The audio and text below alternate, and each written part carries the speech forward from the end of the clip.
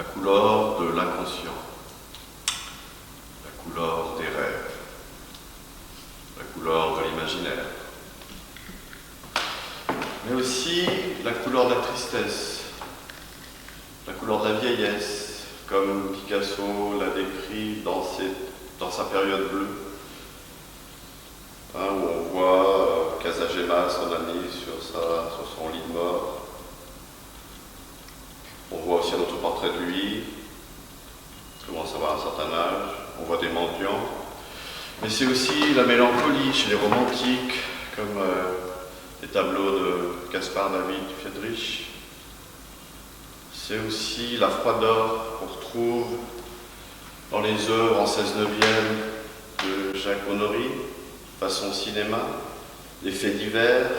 Beaucoup d'autres artistes ont travaillé sur la couleur bleue, on connaît bien le bleu Klein par exemple. Klein qui utilisait des modèles comme pinceau. Il les recouvrait de bleu, il les appliquait sur la toile.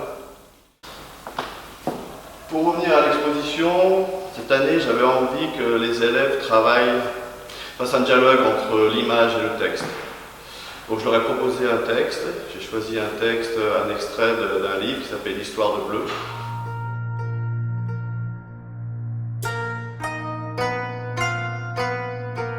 Une histoire de bleu, Jean-Michel Maulepoix. L'un d'entre nous, parfois, se tient debout près de la mer.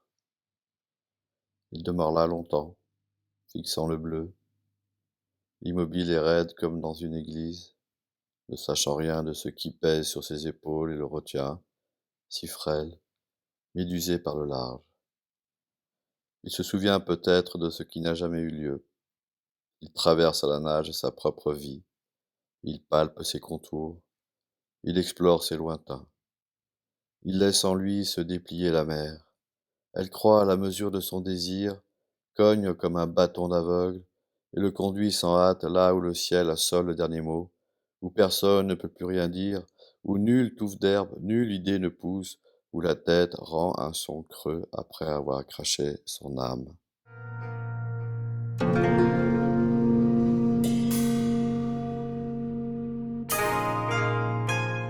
J'aurais proposé ce texte, certains sont partis sur ce texte-là, mais d'autres ont préféré choisir un poème de leur choix, un poème préféré, quelque chose de peut-être plus gai, plus romantique. Les raies jaunes et verts tombaient sur le rivage, donnaient les blancs de cœur.